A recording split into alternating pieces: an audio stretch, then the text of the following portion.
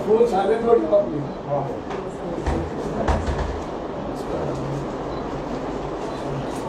हे बरं आहे ना, हे बरं आहे ना असं. खूप छान आहे.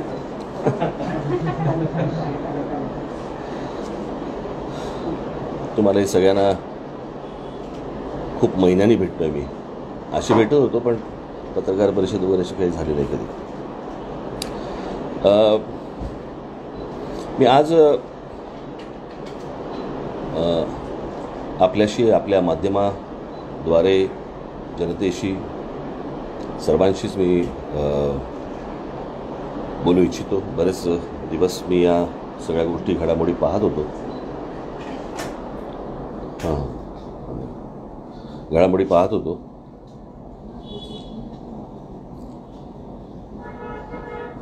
आणि मला जे आत्ता बोलायचं आहे, मला असं वाटतं की माझं बोलून झाल्यावरती मी इतर कुठच्याही तुमच्या प्रश्नांना मी उत्तर देऊ इच्छित नाही. ते माझ्या निवेदनात असेल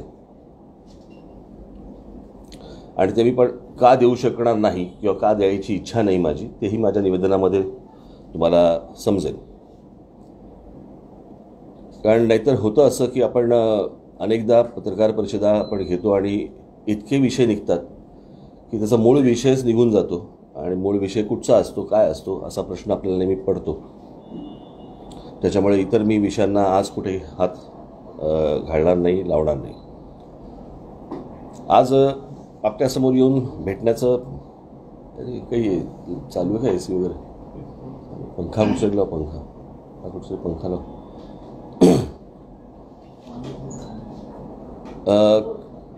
काल माजी पोलीस कमिशनर परमबीर सिंग यांनी महाराष्ट्र, तो लाईट बंद करता येईल का? वर करण्याचं, वर करण्याचं. हां, परमबीर सिंग यांनी महाराष्ट्र राज्याच्या गृहमंत्र्यांवरती केलेले आरोप, अशी घटना की एखाद्या पोलीस कमिशनरने गृहमंत्र्यावरती अशा प्रकारची 100 कोटी दर महिन्याला आले पाहिजेत असं गृहमंत्री कमिशनरना सांगतात, अशी घटना मला नाही वाटत महाराष्ट्र काही देशाच्या इतिहासात आजपर्यंत कधी काही अशी घडली असेल.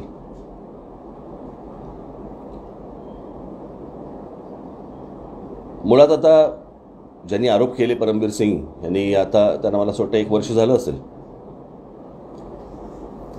तर 1 वर्ष जर समजा झालं असेल तर महिना 100 कोटीप्रमाणे 1200 कोटी आत्तापर्यंत द्यायला पाहिजे होते. पण कदाचित लॉकडाऊनचं कारण असेल, दुकानं बंद होती, बार्स बंद होते, त्याच्यामुळे त्यांना एवढी रक्कम देता नसेल आली. पण गृहमंत्र्यांनी अशा प्रकारची गोष्ट सांगणं कमिशनरला, हे एका मुंबई पोलीस कमिशनरांचं झालं. आज मुंबईचे पोलीस कमिशनर सांगतात की मला 100 कोटी रुपये आणून द्यायची दर महिन्याला. त्यांनी सांगितलं, गृहमंत्री हा राज्याचा असतो, राज्यामध्ये शहरं किती, त्या शहरांना असलेले पोलीस कमिशनर किती, त्या पोलीस कमिशनरांना पण ह्यांनी काय सांगितलंय हे अजूनपर्यंत बाहेर नाही आलंय. त्याच्यामुळे मी काल जी मी मागणी केली होती की महाराष्ट्र राज्याच्या गृहमंत्र्यांनी तात्काळ राजीनामा दिला पाहिजे आणि त्यांची कसून चौकशी होणं गरजेचं आहे. अनिल देशमुख यांची देखील चौकशी होणं गरजेचं आहे. मला या संपूर्ण प्रकरणामध्ये आपल्याला मुद्दामून एक गोष्ट सांगायची की आता अनेक विषय सगळे समोर येत आहेत की आता हे नवीन 100 कोटी मागितले, हे प्रकरण आलं आणि आता मग पोलिसांमधल्या लॉबीज, पोलिसांमधले भांडणं, पोलिसांमधले वाद, हे सगळे आता सगळ्या गोष्टी कव्हर होत आहेत. त्याच्यातनं त्यांच्याचकडनं काही बातम्या सोडल्या जात आहेत, त्याच्यावरनं तुम्ही चॅनलचे लोक किंवा पत्रकार त्याच्यामध्ये अजून काही गोष्टी लोकांसमोर आणतायत आणि आपण मूळ विषय विसरतोय. जसं सुशांत सिंग प्रकरणामध्ये सुशांत सिंग राहायला बाजूलाच आणि भलत्याच ठिकाणी सगळं प्रकरण निघून गेलं. नंतर तो लोक सुशांत सिंगला विसरून पण गेले आणि मग एकावर एक नवीन बातम्या असं करत करत आपण मूळ विषयाला बगल देतो की अनेकांना बगल ती हवी असते आणि त्याप्रमाणे त्या बातम्या तिकडे तिकडे सरकत जातात. आपण जो मूळ विषय आहे की अंबानींच्या घराखाली बॉम्बची गाडी ठेवण्यात आली, हा मला असं वाटतं मूळ विषय आहे. आजपर्यंत मी काय सगळे आम्ही सगळेच असा विचार करत होतो की बॉम्ब हे अतिरेकी ठेवतात, पण बॉम्ब पोलीस ठेवतात हे मला नाही वाटत. आजपर्यंत आपण कधी ऐकलं होतं, पाहिलं होतं, कधी विचार केला होता या गोष्टींचा की पोलीस बॉम्ब ठेवतात. या सगळ्या प्रकरणामध्ये वाझेंना अटक झाली, वाझेंची इन्क्वायरी सुरू आहे, त्यांची काय रोजची धिंड काय काढली जाते वेगवेगळ्या ठिकाणी.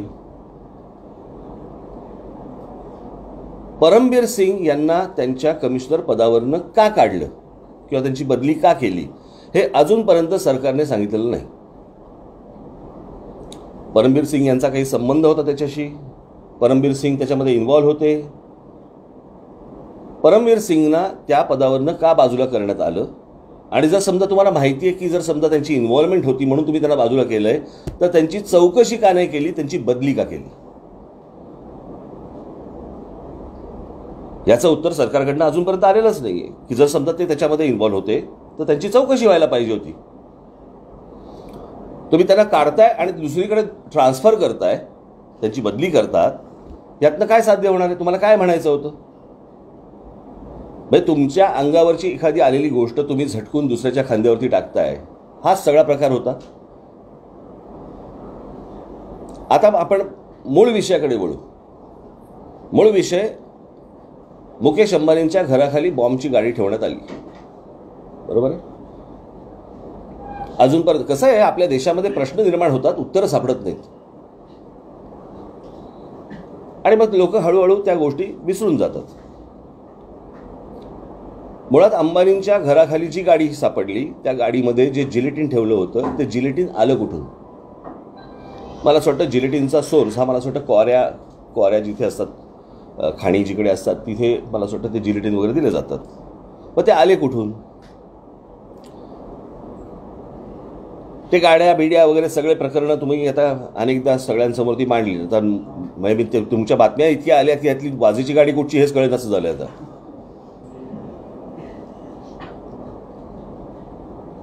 आता आपण वाझे प्रकरण जर नीट पाहिलं तर वाझे प्रकरण, ह्या वाझेला ख्वाजा युनुस प्रकरणामध्ये 17 वर्ष निलंबित होतं, बरोबर आहे. 17 वर्ष ते निलंबित होता तो आणि 58 दिवस हा माणूस जेलमध्ये होता.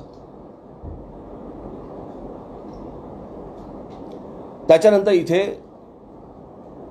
भारतीय जनता पक्ष आणि शिवसेनेचं सरकार आलं. त्याच्यानंतर वाझे हे शिवसेना पक्षामध्ये त्यांनी प्रवेश केला. शिवसेना पक्षामध्ये प्रवेश करायला वाझेला घेऊन कोण गेलं होतं? अजून हा प्रश्नाचं उत्तर नाही आलं, बरोबर आहे की वाझेला कोण घेऊन गेलं होतं. त्याच्यानंतर या वाझेंना पुन्हा पोलीस खात्यामध्ये आणावं असं उद्धव ठाकरेंनी देवेंद्र फडणवीस यांना सांगितलं. असं देवेंद्र फडणवीसच मला असं काल परवाकडे बोलले की ते माझ्या मागे लागले की याला पोलीस खात्यामध्ये घ्या. याचा अर्थ काय? याचा अर्थ एवढाच की हा वाझे शिवसेनेचे काय अध्यक्ष आणि आत्ताचे मुख्यमंत्री यांच्या अत्यंत जवळचा माणूस, बरोबर. मुख्यमंत्री उद्धव ठाकरे आणि मुकेश अंबानी यांचे अत्यंत मधुर संबंध आहेत, सर्वश्रुत आहेत, ते काही लपलेलं नाही आहेत. म्हणजे त्यांच्या शपथविधीला देखील मुकेश अंबानी सहपरिवार तिथे व्यासपीठावरती हजर होते, बरोबर आहे. मग वाझे बॉम्बची गाडी अंबानींच्या घराखाली कोणी सांगितल्याशिवाय ठेवेल का? आणि मुळात पहिली गोष्ट की पोलीस कमिशनर असू देत किंवा साधा एखादा दुसरा कोणी उच्च दर्जाचा पोलीस असेल, यांना अशा प्रकारची गोष्ट, बॉम्ब बोलतोय आपण काय कोणाचं एन्काउंटर बोलत नाही आहोत, पण बॉम्ब ठेवण्यासाठी म्हणून कोणाच्या तरी इन्स्ट्रक्शन्स असल्याशिवाय पोलीस असं धाडस करणार नाहीत, बिलकुल करणार नाही. त्याच्यामुळे हा विषय वाझे आणि परमबीर सिंग यांच्यावरती अटकून चालणार नाही. म्हणून मी आपल्यामार्फत आज हीच विनंती केंद्र सरकारला करत आहे की केंद्र सरकारने याच्यामध्ये हस्तक्षेप करावा, कारण याची इन्क्वायरी महाराष्ट्र सरकारकडनं किंवा महाराष्ट्रातनं होणार नाही. आणि जर केंद्राकडनं खऱ्या अर्थाने जर याची चौकशी झाली, मी आपल्याला सांगतो फटाक्याची माळ लागेल. कोण कोण आज जातील याची आपण कल्पना देखील करू शकणार नाही.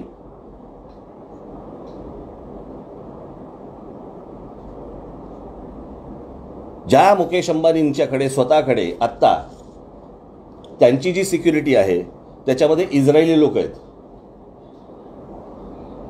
तुम्हाला इस्रायलची जी सिक्युरिटीची लोक असतात ती किती कशा प्रकारची असतात याची आपल्याला सगळ्यांना जाणीव आहे, कल्पना आहे.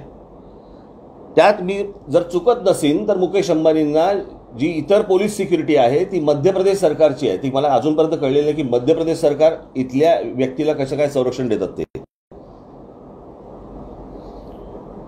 तरी 6-7 त्यांच्या काहीतरी रेंज रोवर आणि त्याच्यामध्ये ते पोलीस सगळे बसलेले असतात. आपण कधी जर समजा अल्टामाउंट रोडला गेलात तर आपल्या लक्षात येईल की तिकडे कशा प्रकारची सिक्युरिटी असते की एखादा माणूस 2दा जरी गेला तरी चौकशी होते. अशा प्रकारच्या एखाद्या रोडवरती एक गाडी 24 तास उभी राहते. आणि त्याच्यातलं पत्र जर समजा वाचलं आपण, म्हणजे एखादा माणूस काय पत्र लिहितोय की तुमच्या खाली आम्हाला बॉम्ब फोडायचा आहे, नीता भाभी आणि मुकेश भैया. धमकी देणारा माणूस आदराने बोलतो का हो की साहेब तुमची वाट लावतो बघा? तो साहेब कशाला बोलेल? आणि ते पत्र, त्या पत्राचा जर समजा तुम्ही नीट टोन पाहिलात तर दाखवलं गेलं असं आहे की एखादा गुजराती माणूस जसं हिंदी बोलतो तशा प्रकारचा त्याचा तो टोन आहे त्या अख्ख्या पत्राचा. गुड नाईट असं त्याच्यामध्ये लिहिलेलं आहे, NIT. नाईटचं स्पेलिंग NIT असं केलेलं आहे त्याच्यामध्ये. ते नीट लावली असणार.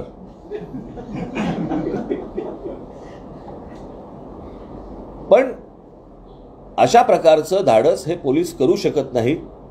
परस्पर अशा प्रकारची गोष्ट, त्याच्यामध्ये अनेक गोष्टी आल्या की बडे अंबानींकडनं पैसे काढायचे होते, त्याच्यामुळे ह्या सगळ्या प्रकारच्या धमक्या बिमक्या. अंबानींकडनं पैसे काढणे इतकं सोपं आहे का हो? बरं, ज्या मुख्यमंत्र्यांचे अंबानींशी इतके मधुर संबंध आहेत तिकडे पोलीस पैसे खायला जातील का? पोलीस खात्यात तरी राहतील का? हे सगळं प्रकरण काय आहे हे वेगळ्या प्रकारचं प्रकरण आहे. मला आपल्याला सगळ्यांना विनंती करायची आहे, आपले जे चॅनलचे हेड्स आहेत त्यांना विनंती करायची, हे भलतीकडे प्रकरण नेऊ नका की पोलिसांच्या मधल्या भांडणं आणि पोलिसांमधल्या अजून काहीतरी, कारण त्याला एक फाटे फुटत जातील आणि फाटे फोडले जातील.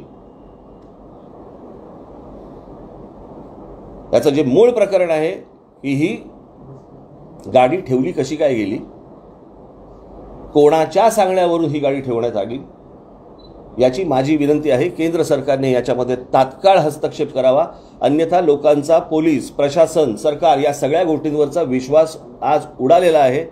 तो जर मिळवायचा असेल तर मला असं वाटतं केंद्राने याच्यामध्ये हस्तक्षेप करणं अत्यंत गरजेचं आहे.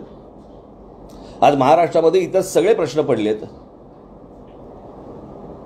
काय करोनाचे आकडे येत आहेत, त्याच्यानंतर मुलांच्या शिक्षणाचा एक शैक्षणिक वर्ष फुकट गेलं त्यांचं, त्याच्यानंतर आज अनेक मुलांच्या आईवडिलांची नोकऱ्या गेल्या, त्याच्यामुळे शिक्षण सोडावं लागलं. यावेळेला परवा दिवशीला एक बातमी होती, फक्त मुंबईमध्ये 20,000 ॲडमिशन्स या कमी झाल्या, मुलांनी घेतल्या नाहीत. 20,000 म्हणजे जिथे लोकांना नोकऱ्या गेलेल्या आहेत, जिथे मुलं शिक्षणापासून वंचित आहेत, बेरोजगारीचा आकडा तर रोज फुगतो आहे, अनेकांच्या नोकऱ्या गेलेल्या आहेत, अशा सगळ्या विचित्र परिस्थितीमध्ये आर्थिक परिस्थिती इतकी खराब आहे देशाची आणि राज्याची, तर आहेच आहे. म्हणजे अर्थसंकल्प मांडताना अजित पवारांनी हे सांगितलं होतं की राज्याची परिस्थिती, आर्थिक परिस्थिती चांगली नाही. हे सगळे विषय असताना एक काहीतरी नवीन प्रकरण येतं आणि ज्याच्यानंतर लोकांचा विश्वास उडतो या सगळ्या गोष्टींवरचा. मग आपण असं म्हणत जातो, आजपर्यंत आपण म्हणत आलो की पोलीस भ्रष्टाचारी आहेत किंवा भ्रष्टाचारी नाहीत, हे वरून सांगतात 100 कोटी वसूल करा म्हणून तो पोलीस जाणार ना तिकडे. आणि इतकी म्हणजे मला लाज वाटली काल की महाराष्ट्रासारखी एवढी उज्ज्वल, एवढी परंपरा मोठी, एवढा महाराष्ट्र एवढा मोठा, त्याचा गृहमंत्री सांगतोय बारमध्ये जाऊन पैसे गोळा करा. इतक्या घाण, इतकी विचित्र वाईट अवस्था मी आजपर्यंत कधी बघितलेली नव्हती. त्याच्यामुळे हे गृहमंत्री, हा तर माणूस गेला तर पाहिजेच, कोणत्याही परिस्थितीत त्यांनी राजीनामा द्यायला पाहिजे, त्यांचा राजीनामा घेतला गेला पाहिजे. आणि ह्या प्रकरणामध्ये केंद्र सरकारने हस्तक्षेप करून कसून चौकशी करावी. कल्पनेच्या बाहेरचे चेहरे तुमच्या समोर येतील. आणि केंद्राकडनंही जर समजा उद्या असं झालं नाही तर हा देश अराजकाकडे चालला, एवढं फक्त लक्षात ठेवा. कारण हे काही साधं सोपं सरळ काम नाही आहे. पोलीस बॉम्ब ठेवतात ही घटना इतकी क्षुल्लक समजू नका, किंवा पोलिसांना बॉम्ब ठेवायला सांगितलं जातं ही घटना इतकी क्षुल्लक नाही आहे. मला असं वाटतं सर्वांनी या गोष्टींचा गांभीर्याने विचार करणं आवश्यक आहे. आणि माझी परत एकदा केंद्र सरकारला हात जोडून विनंती आहे की त्यांनी या सगळ्या गोष्टींची कसून चौकशी करावी. धन्यवाद. नाही, मला एवढं नाही रे हिंदीचं, एवढं चांगलं नाही. काय काय पूरा देश सुन रहा है सर, आपको थोड़ा सा सर, ये थोड़ा सा अच्छा सर 2-3 लाइन से सर, आपने जो बातें रखी है मुख्य तौर पर आपकी क्या मांगे केंद्र सरकार से, इस पूरे मामले की जांच निष्पक्ष होनी चाहिए, और आपने जो भी मुद्दे रखे वो संक्षिप्त में बताएंगे. मुझे लगता है कि केंद्र सरकार को इसमें हस्तक्षेप करना चाहिए और इसकी कड़ी से कड़ी इंक्वायरी होनी चाहिए, क्योंकि ये कोई आम बात नहीं है. जैसे मैंने कहा था अभी पहले कि हम लोग पहले सुनते थे, सोचते थे कि बम टेररिस्ट लगाते हैं, लेकिन अभी पता चला बम पुलिस लगाते हैं. पुलिस बम रखते हैं, और कोई भी पुलिस हो, पुलिस कमिश्नर हो या और कोई भी हो, किसी की भी हिम्मत नहीं होगी किसी के इंस्ट्रक्शन के बिना कि पुलिस ये काम करे. उनको ज़रूरत भी नहीं है, पुलिस डिपार्टमेंट को कोई ज़रूरत भी नहीं है. और किसके घर के बाहर, जो देश का सबसे बड़ा उद्योगपति है, उनके घर के बाहर, जिनकी एक इजरायली सिक्योरिटी है, और मुझे लगता है कुछ मध्य प्रदेश की भी उनके पास सिक्योरिटी है, ऐसे मुझे कुछ पता चला है. उस रोड पे आप 1-2 बार गए तो आपकी इंक्वायरी भी हो सकती है. वहाँ पे एक 24 घंटे गाड़ी खड़ी रहती है एक बम लेके, और उसमें एक लेटर रहता है जिसमें मारने की एक रिक्वेस्ट होती है कि मैं आपको मारने वाला हूँ, प्लीज़ आप तैयार रहिए. हाँ, ऐसे कभी आज तक महाराष्ट्र में हुआ नहीं.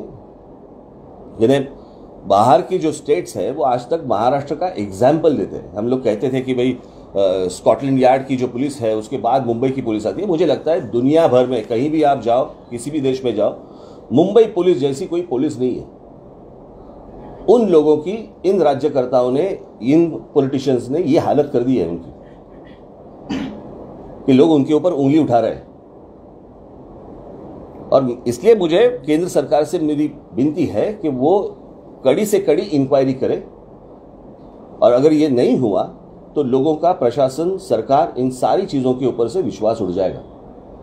सर, कल के एक्सप्लोसिव लेटर को लेकर आपकी क्या प्रतिक्रिया है? गृह मंत्री, होम मिनिस्टर मनी एक्सटॉर्ट करने का कह रहे हैं, ऐसे फॉर्मर मुंबई पुलिस कमिश्नर कहते हैं. दुर्भाग्य की बात है. आप, हम लोग, अभी तो मुंबई पुलिस कमिश्नर ने कहा है, वो जो गृह मंत्री रहते हैं, होम मिनिस्टर जो होते हैं, वो राज्य के होते हैं. बाकी मुझे नहीं पता अभी तक कि बाकी के जो शहर है, वहाँ के जो कमिश्नर है, उनको क्या बताया है.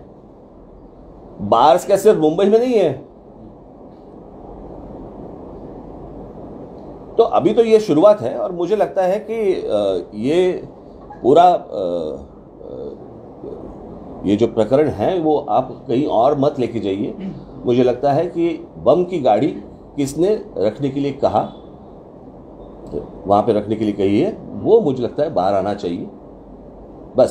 सर इस्तीफा दे देना चाहिए कि आपको लगता है तुरंत प्रभाव से अनिल देशमुख? मैंने कल ही डिमांड की है, अनिल देशमुख को इस्तीफा देना चाहिए इमीडिएटली, नहीं दिया तो लेना चाहिए और इसकी इंक्वायरी महाराष्ट्र राज्य में नहीं हो सकती।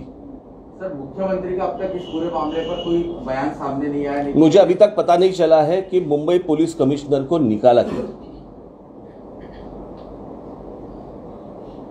कुछ तो कारण चाहिए ना कि मुंबई पुलिस कमिश्नर उस बम कांड में कुछ उसमें इन्वॉल्व थे, इसलिए उनका ट्रांसफर किया। ट्रांसफर क्यों किए? अगर आपने निकाला है तो कुछ चीज तो होगी जिससे आपने निकाला है। अगर निकाला है तो इंक्वायरी क्यों नहीं हुई, ट्रांसफर क्यों हुई? सर अब तक गवर्नमेंट की ओर से कोई रिस्पांस नहीं आया है, सीएम ने अब तक कुछ उत्तर देखिए, मैंने अभी भी जो बात कही यहाँ पे वो मैंने राज्य सरकार से नहीं कही। मैंने जो मांग की है वो केंद्र सरकार से की है। मुझे लगता है कि केंद्र से कोई ना कोई रिस्पांस आ ही जाएगा, मेरे बोलने से नहीं। लेकिन मुझे लगता है कि ये इतनी छोटी बात नहीं है। एक गाड़ी में बम भरा हुआ है, बम रखे हुए हैं और एक उद्योगपति के घर के बाहर खड़ी है गाड़ी, ऐसे ये सीधी बात नहीं है। वाटण्यासारखी नाही का जनरल पब्लिकला की असे सचिववादी अजून किती असू शकतात? मला तुम्हाला हेच सांगायचं आहे, दुसरीकडे वळवू नका। समजा असले तरी नंतर शोधू, पहिली गाडीत बॉम्ब कोणी ठेवायला सांगितले ते पहिले शोधा। धन्यवाद। मागणी करतात की सरकार बरखास्त केलं जावं किंवा राष्ट्रपती हे बघा, हे झालं सगळं पॉलिटिकल, हे सगळं झालं राजकीय। सरकार बरखास्त करा आणि मग अजून काहीतरी राष्ट्रपती राजवट लावा, यातनं गुन्हेगार निघणार आहेत का बाहेर, मिळणार आहेत का? मला ह्या मागचे गुन्हेगार कोण आहेत की इथपर्यंत ह्यांचा विचार जावा, इथपर्यंत की जो विचार अतिरेकी करतात तो विचार करायला ह्यांनी पोलिसांना भाग पाडलं। ते कोणी भाग पाडलं? ही छोटी गोष्ट नसून ही खूप मोठी गोष्ट आहे। उद्या जर यातनं काही झालं नाही, अनेकांच्या घराबाहेर गाड्या उभ्या राहतील आणि ज्याच्यात जिलेटिन सापडतील। धन्यवाद। रणबीर सिंग आणि सर